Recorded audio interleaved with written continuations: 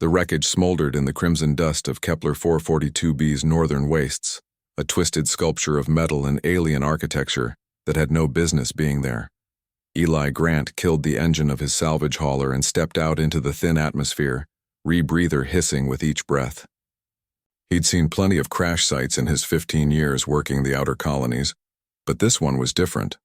The pod was too small for a standard transport, too ornate for military use.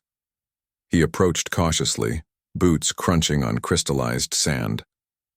The pod's hull was fractured, revealing glimpses of bioluminescent circuitry that pulsed weakly like a dying heartbeat. Eli ran his gloved hand along the surface, noting the craftsmanship.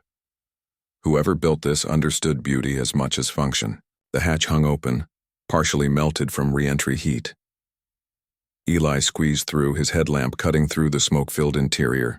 Emergency lights flickered, casting dancing shadows across walls etched with symbols he couldn't read.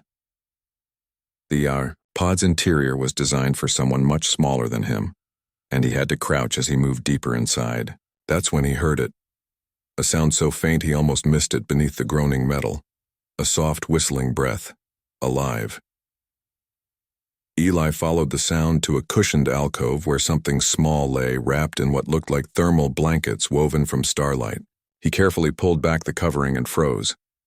The creature was no bigger than a human infant, its body covered in scales that shifted between deep purple and midnight blue. 4 delicate limbs lay motionless, and a pair of luminous amber eyes stared up at him with an intelligence that seemed ancient despite the hatchling's obvious youth. Membranous frills ran along its skull, collapsing and expanding with each labored breath. "Hey there, little one," Eli whispered, his voice barely audible through the rebreather. "What are you doing out here all alone?" The hatchling made a soft chirping sound, but didn't move. Eli's trained eye caught the problem immediately. The lower half of its body lay at an unnatural angle, and dark fluid leaked from beneath the scales, paralyzed, maybe permanently. In the pod's corner, he spotted shattered containment chambers and medical equipment, all useless now. Eli accessed his wrist computer, running a quick bioscan. The results made his jaw clench. The hatchling belonged to the Virkesh, a proud warrior species known throughout the quadrant for their rigid honor codes and military prowess. They were also known for something else, their practice of abandoning offspring deemed weak or imperfect. "They left you," Eli said quietly, anger rising in his chest. "Your own people looked at you and decided you weren't worth saving." The hatchling, Eli's scanner identified her as female, chirped again, those luminous eyes fixed on his face. There was no fear in that gaze, only a desperate hope that broke something inside him. He knew the protocol. Call it in, let the authorities handle it, move on to the next salvage job. The Virkesh would likely demand the hatchling back, only to finish what they'd started. And even if they didn't, no colony would take her. Resources were too precious, and a paralyzed alien with no family was a liability no one wanted. Eli looked at those amber eyes again and made his decision. "Your name's going to be Nyratel," he said, carefully scooping her into his arms. She was surprisingly light, her scales cool against his jacket. "It means Forsaken Star in your language." Seemed fitting. Niratel's frills fluttered, and she made a sound that might have been contentment. Eli wrapped her more securely in the thermal blankets and headed back to his hauler, already running through modifications in his head. He'd need to rig up a specialized environment pod, research Virkesh nutritional requirements, and figure out some kind of mobility device for her lower body. The hauler's cargo bay became a makeshift nursery over the next few hours. Eli worked, with the focused intensity that had made him one of the best mechanics in the outer colonies. His hands steady as he welded support struts and programmed environmental controls. Nyratel watched him from a padded crate, her eyes tracking his every movement. "You're probably wondering why a grease monkey like me is doing this," Eli said, as he calibrated the temperature regulators.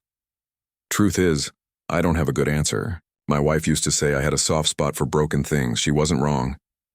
He paused, his hands stilling on the controls. "She died 3 years ago. Colony plague. By the time I got back from a salvage run, she was already gone." I promised myself I wouldn't let that happen again. Wouldn't let someone who needed help slip away while I wasn't looking. Nyratel chirped, and Eli could have sworn there was understanding in the sound. Over the following weeks, Eli transformed his hauler into a home for two. He built Nyratel a mobility harness using salvaged grav plates, allowing her to float and maneuver despite her paralyzed legs. He learned to read her body language, the way her frills expanded when she was happy, how her scales darkened when she was scared or uncertain. She grew quickly, her intelligence becoming more apparent with each passing day. Eli taught her basic English, and she taught him Virkesh clicks and whistles. They developed their own language of gestures and sounds, a bridge between two species that should have never met. The authorities came eventually, of course. A Virkesh warship received word of the crash site and demanded the return of their defective genetic material. Eli stood in his hauler's airlock, Nyratel floating in her harness behind him, and told them to go to hell. "She's not property," he said, his voice hard as starship hull. "She's a living being, and she's staying with me." The Virkesh commander, a massive warrior covered in battle scars, stared at Eli through the view screen. For a long moment, neither spoke. Then, surprisingly, the commander's mandibles clicked in what might have been approval. "You understand honor better than most of my own kind, human," the commander said. "Keep the hatchling. Raise her well. Perhaps she will teach your species what we have forgotten." The warship jumped to hyperspace, leaving Eli and Nyratel alone in the black. Eli turned to find her watching him with those luminous amber eyes. Her frills expanded in what he'd learned was joy. "What do you say we head home?" Eli asked, scratching gently under her chin. "I've got some modifications to finish on your harness, and you need to practice your English." Nyratel chirped happily and floated closer, resting her small head against his shoulder.